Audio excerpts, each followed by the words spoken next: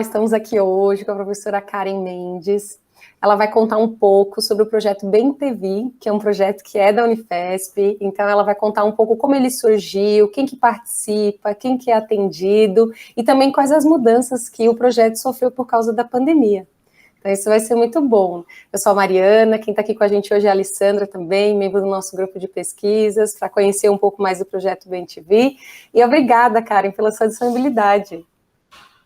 Eu é que agradeço a oportunidade, cumprimento a todo mundo. Para mim é uma alegria estar aqui. Muito bom. Então, a gente já quer começar mesmo que você conte como que surgiu o projeto, como que foi a ideia, como que foi se estruturando, desde quando, né?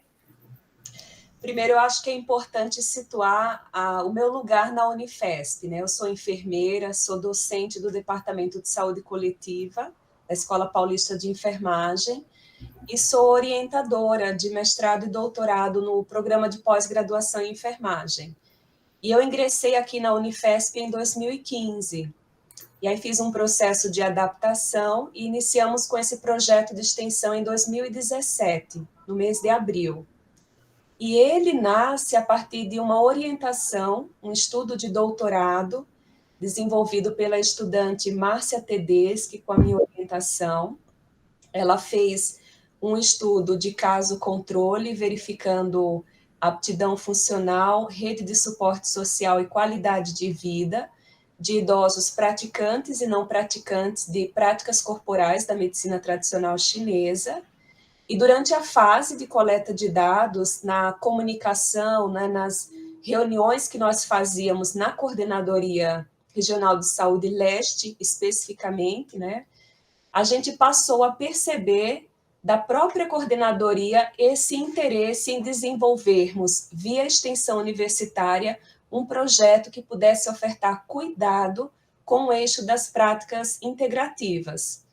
Então, foi a partir dessa tese, do doutorado da Márcia, que a gente elaborou esse projeto, que no momento inicial tinha o nome BemTV, Práticas Integrativas e Complementares no Cuidado à Pessoa Idosa, exatamente porque o público, os participantes do estudo da Márcia eram idosos, e a gente queria exatamente fazer esse recorte. Então, durante alguns meses, nós trabalhamos apenas com esse público. Agora já expandimos mais, e aí ofertamos, num primeiro momento, 5 práticas. Uma prática é o Lian Kun, que é uma prática corporal que a própria Márcia estudava e tinha a formação, e ela, como educadora física, também trazia a experiência dela, e nós ofertávamos o Lian Kun no AME Idoso Sudeste, que é um serviço especializado, né, no cuidado da pessoa idosa, e ele fica na Vila Mariana. E junto com as aulas de Lian Kun, que eram semanais, a gente tinha ainda naquele mesmo serviço um ambulatório de terapia Reiki, ofertado semanalmente, sempre às terças-feiras, com atendimentos individuais, previamente agendados no próprio serviço.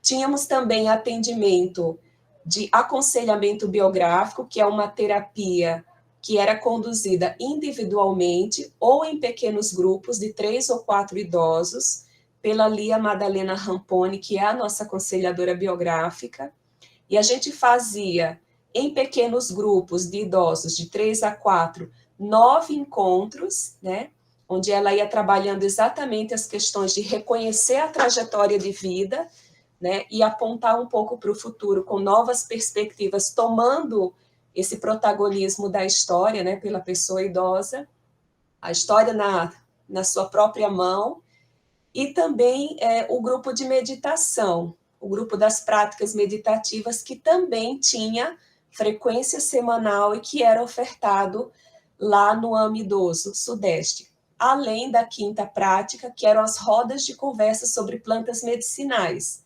né, focada nas plantas reconhecidas, né, pelo SUS, né, para que os idosos pudessem ter orientações sobre o uso seguro, racional dessas plantas, né, e orientações de benefícios, de efeitos colaterais, de preparo de chás e etc. que a gente também fazia no AME idoso. Então, num primeiro momento, todas as ações eram concentradas no AME idoso e só com o público de 60 anos ou mais.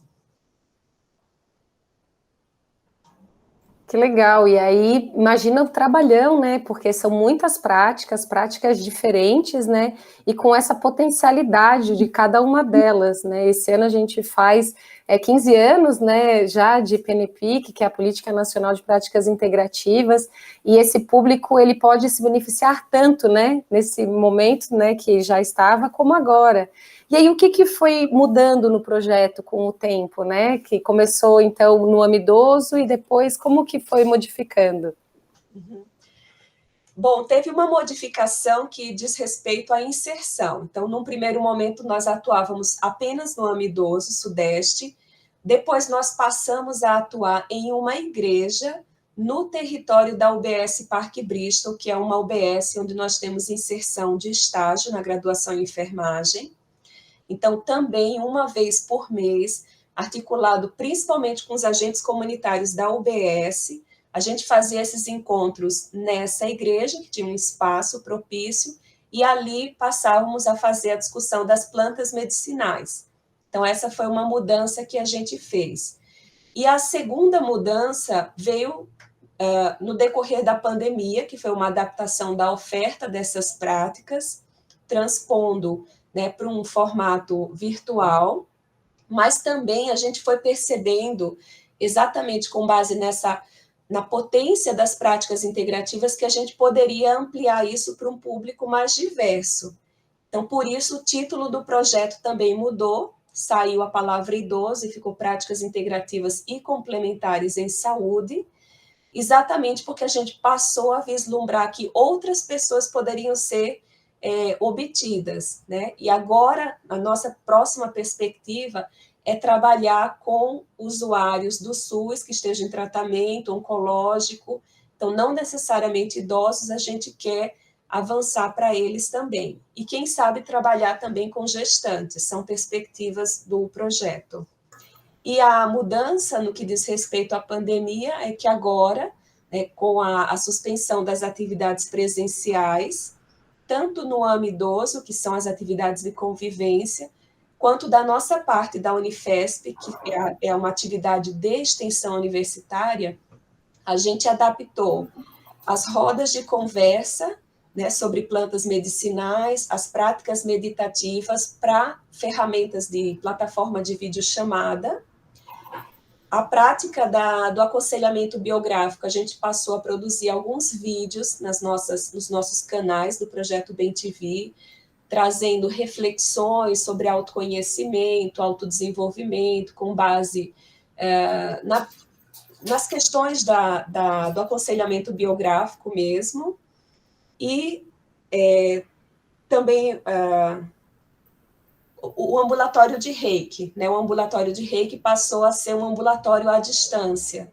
Então, a gente também liga para essa pessoa, e aí são ainda os idosos que eram atendidos lá no AME.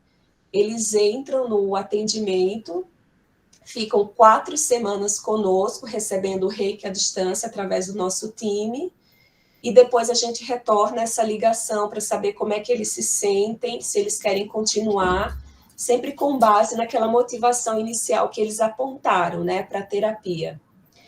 E eu esqueci de falar, mas também nesse decorrer do tempo, né, com a conclusão do doutorado da Márcia, a gente deixou de ofertar o Lian Kun, né, como prática corporal para o grupo, que era uma prática antiga no AME. E quem são esses profissionais, Karen, que ofertam as práticas, né? A formação deles, como que é essa questão? Então, hoje a equipe do Bem TV, ela tem 17 pessoas, e é uma composição bastante dinâmica. Algumas pessoas estão desde o início conosco, desde abril de 2017, outras mais recentes. Então, desses 17, nós temos 2 enfermeiros, eu sou enfermeira, e o professor Tiago também, né, como docentes da Escola Paulista de Enfermagem. Temos 2 farmacêuticos, que são os professores Luiz e Márcio, do campus Diadema, docentes do campus de farmácia, né, da Unifesp, eles que conduzem toda essa parte da fitoterapia, do uso racional das plantas medicinais. Sim. Nós temos uma enfermeira, que é Daniele, ela é servidora da Unifesp, e nesse momento ela está como pós-graduanda, então fazendo um mestrado com a minha orientação, além de ter semestre em Reiki. Então todos eles têm alguma vivência, alguma formação relacionada às práticas integrativas. Uhum.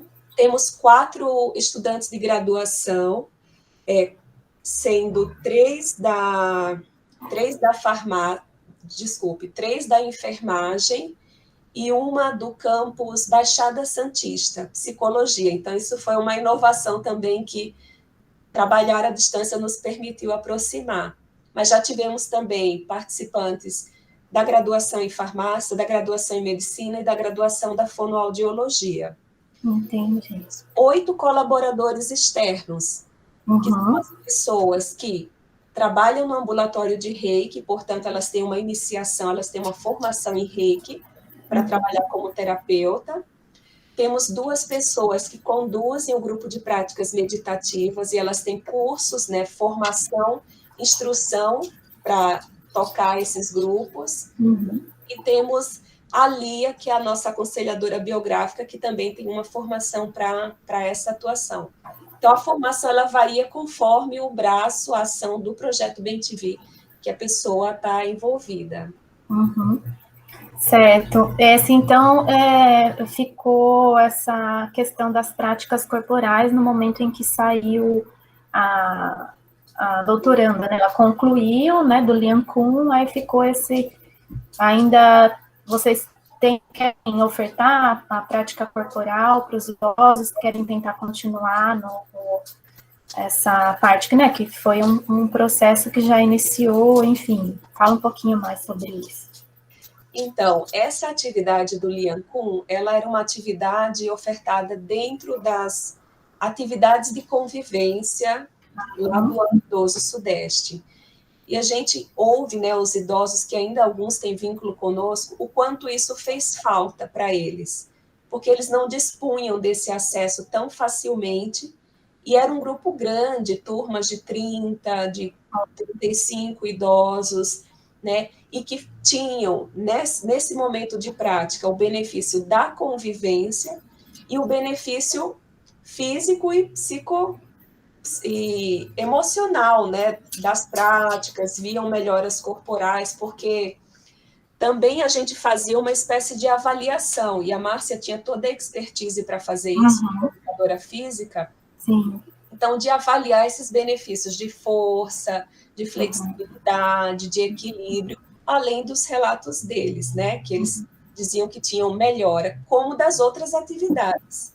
Por exemplo, no ambulatório de Reiki, que a gente tinha prontuário, a gente registrava isso, mas eles também sempre relatavam, melhorou uma dor aqui, melhorou o meu sono, reduziu a minha ansiedade. Então, assim, isso para falar o quanto o Lian Kun era especial para eles. A gente tem toda a intenção de continuar, mas nós precisamos de uma pessoa com formação, porque são vários movimentos que têm que ser executados de uma forma correta, num ritmo, que é preciso alguém ter essa formação para saber conduzir um grupo de uma forma tão competente como a Márcia fazia. Entendo. E essa conversa, assim, com o serviço de saúde, né, porque o serviço do município é interessante, tem algumas facilidades, como que é? Com o amidoso?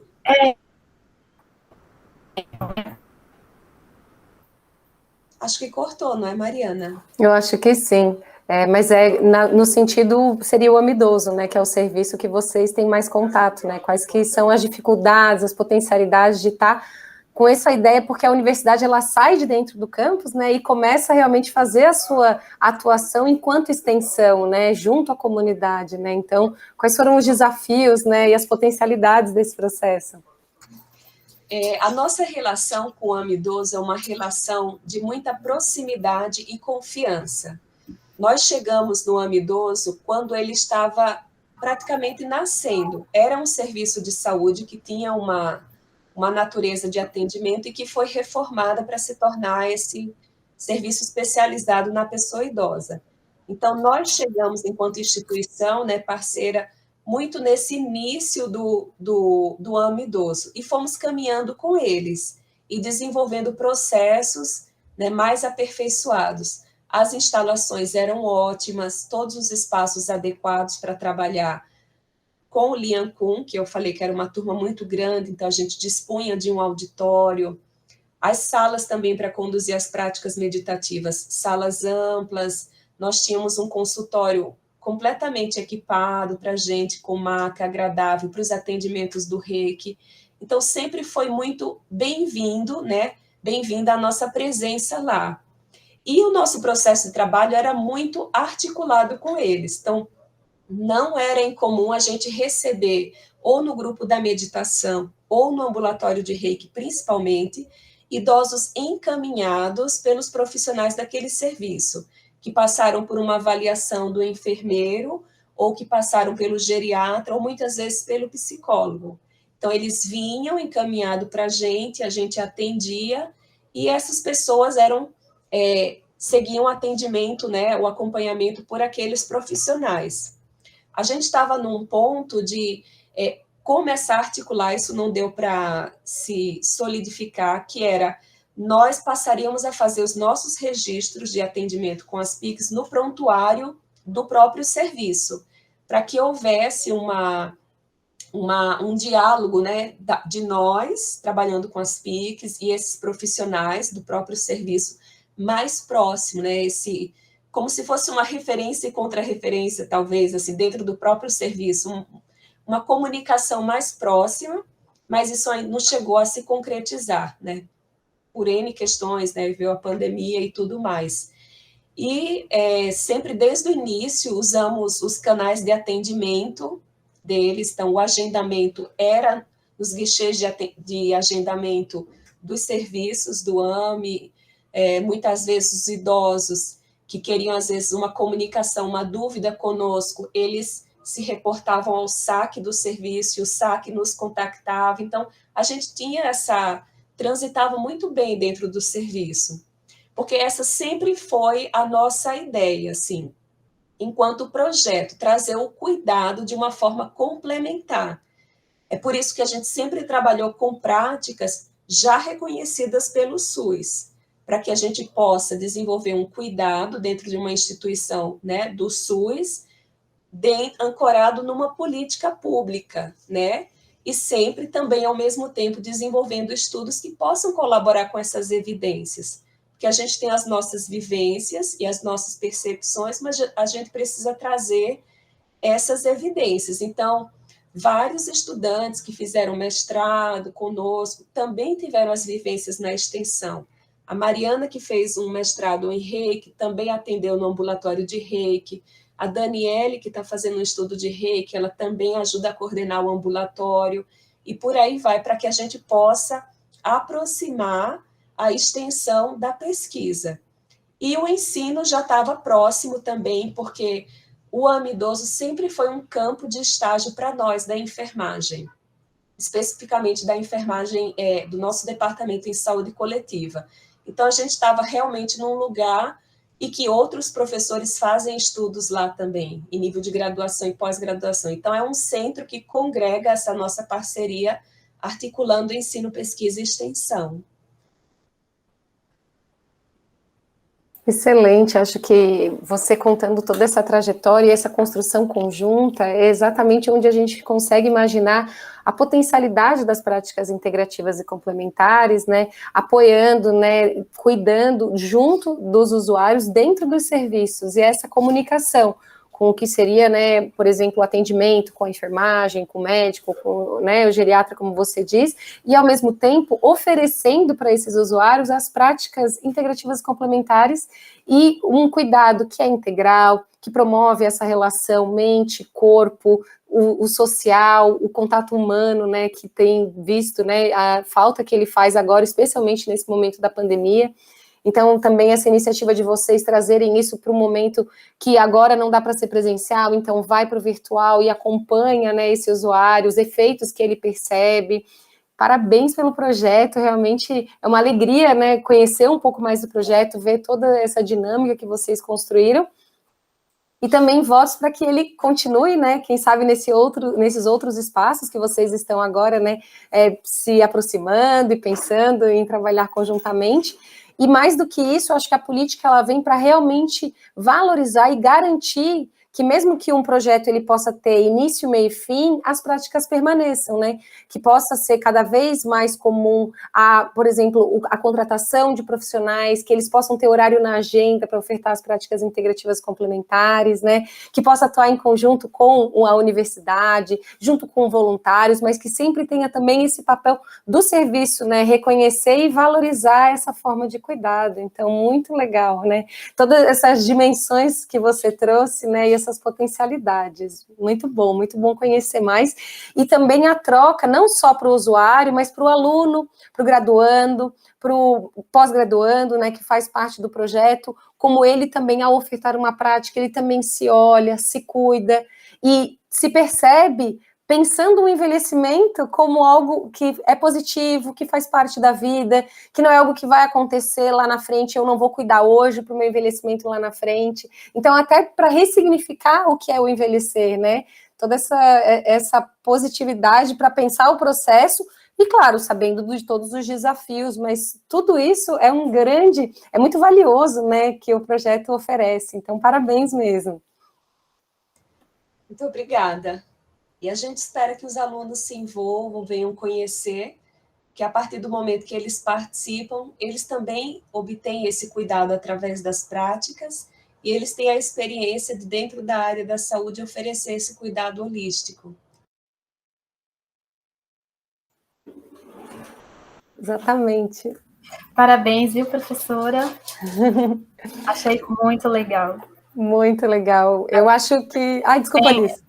Não, é um cuidado... minha internet às vezes tá falhando um pouquinho, peço desculpas, mas eu acho muito interessante, né, todo esse olhar mais complementar e integrativo para o cuidado do idoso, né, que são uma população já muito medicalizada, né, cheia de intervenções biomédicas, e eu acho que essa ampliação aí é fundamental mesmo. Parabéns.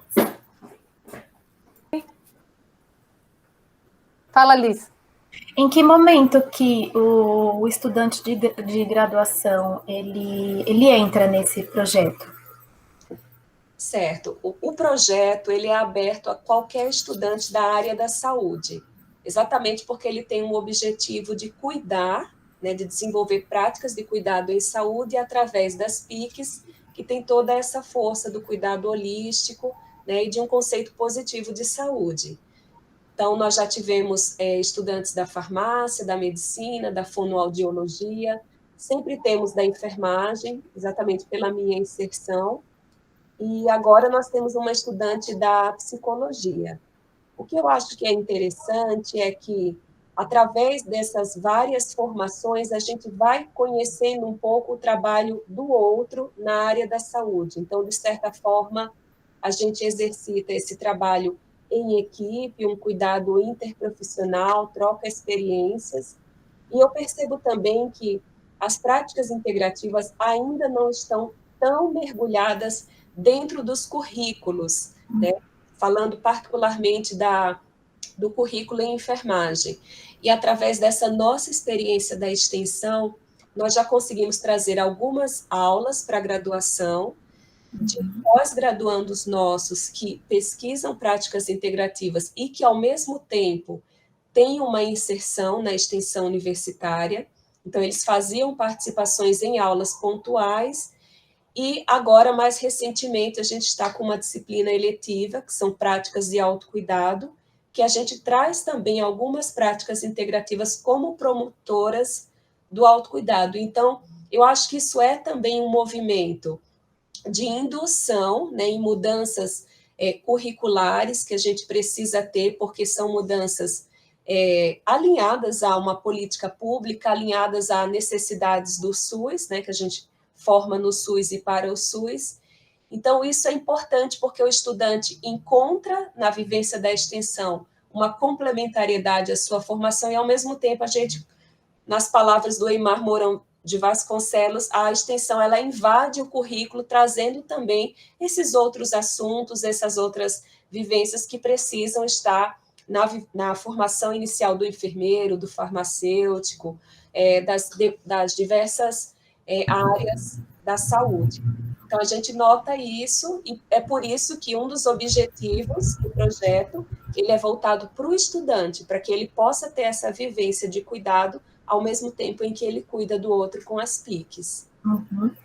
E ele também, no caso, teria a oportunidade de se cuidar com alguma PICs para conhecer?